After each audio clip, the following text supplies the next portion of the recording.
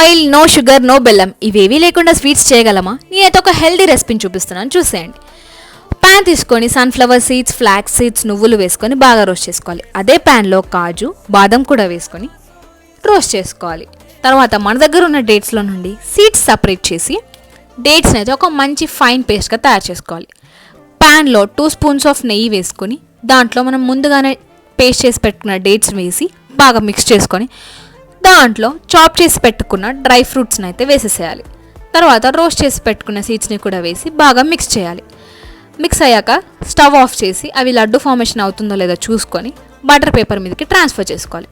Transfer చేసుకున్న దాన్ని butter పేపర్తో ప్రెస్ చేస్తూ లడ్డూస్ని అయితే ఫామ్ చేయాలి. లడ్డూస్ ఫామ్ చేసి దాన్ని వేరే ప్లేట్లో సర్వ్ చేసుకొని తినడమే. ఇది స్టోర్ కూడా చేసుకోవచ్చు అప్ టు 1 month. చిన్నపిల్లల నుండి పెద్ద పిల్లల వరకు, పెద్దవాళ్ళ వరకు ఎవరికైనా ఇవ్వచ్చు. మంచి హెల్తీ రెసిపీ. బాయ్.